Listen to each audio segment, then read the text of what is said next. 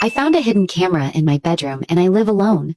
I never thought much about the little things, like the fact that my lamp had been moved slightly to the left on my nightstand, or that my closet door, which I always shut fully, would sometimes be ajar when I came home from work.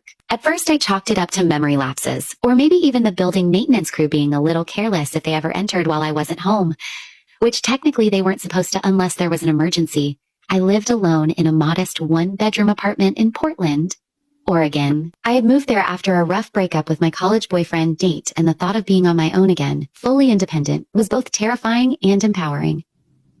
I worked a remote customer support job during the day and freelanced as a graphic designer by night. I kept mostly to myself, my closest human interaction often being with the barista down the street, who remembered my name and oat milk preference. The apartment wasn't fancy worn hardwood floors, a vintage gas stove that worked when it wanted to, and old-school radiators that hissed like angry cats in winter.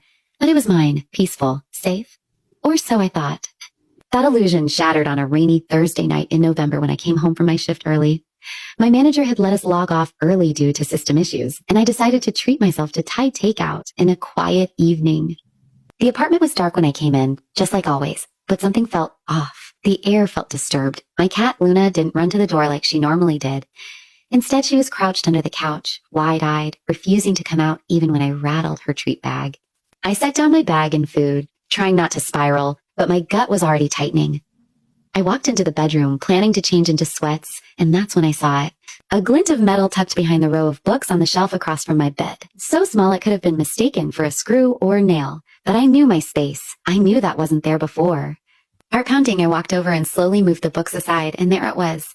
A tiny black lens-shaped object nestled behind the faux spine of a book I never touched. I froze. I didn't touch it, just stared, my brain refusing to process what it meant. It wasn't a misplaced item. It wasn't innocent. It was a camera, a goddamn camera, facing my bed, in my room.